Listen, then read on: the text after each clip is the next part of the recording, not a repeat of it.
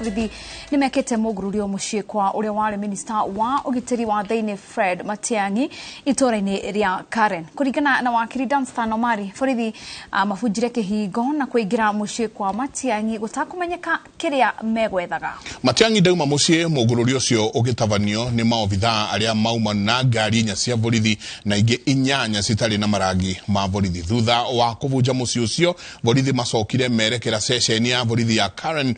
Borithi nĩ makanĩte atĩ nĩ mageririe kũingĩra mũciĩ kwa Matiang'i ũtukũ wa mweri 8 na rũcinĩ rwa mweri 9 makĩgeria kũmũnyita.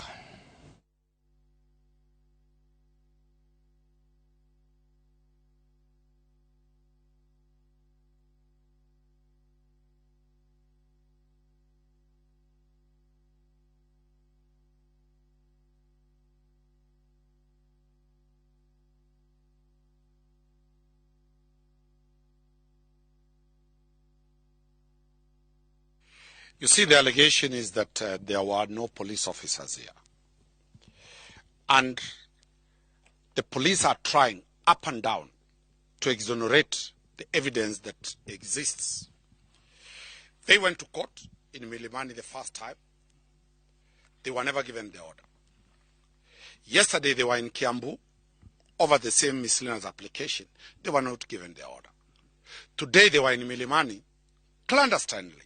They were not given the order because we were there advocates for the CS. Do you have the court order with you? Maybe you can They were denied a court order to access. Out of frustration, they drive here in a military form, break the door without a court order, get inside, get into the bedroom, get into the house of the CS, ransack into the house of the CS. I will not allow you to get in because of the privacy of the house of the CS. But all those doors are broken inside. Well, upside down. The DCI says he has a court order. There is no court. He should give the media the court order. The court order is not a document that you can say is a military document that cannot be available to anybody. So when we came in with the team, we asked, give us the court order. Immediately we asked for the court order, they stopped what they were doing. And that is why they have run away. If they had the court order, they could have continued doing their job. The fact that once the lawyers came in, they took off and they don't have a court order. And for God's case, for this matter, I don't want to say that they were not police officers. I know quite a number by name. Also an opportunity to ask you, who are you and was the operation boss who refused to disclose his name. So we were told to talk the one in charge of the operation. We were not told the rank. We were not told his designation, neither his name.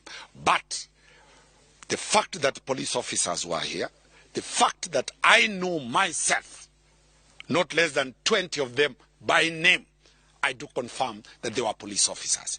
Let them say they were not police officers. Citizen and all the other TV stations have captured them here. So the question we are asking, if there is indeed a court order, court orders are two. Access the CCTV, we don't have it. Break in, the order to break in, every lawyer, even a first-year law student will tell you, if access is denied, the police goes back to court to seek for break-in order. So burden of proof to produce a particular order. And remember, I came and told them, every other time they do such things and they are arrested, it is me who defends them. The SSU, all the police officers know it is me who defends them when they execute illegal orders. Today, unless that order is presented to the whole world, this is an illegal break-in, this is an illegal entry, this is an illegal cutting away of they have cutted so many things, we don't know what they have cutted.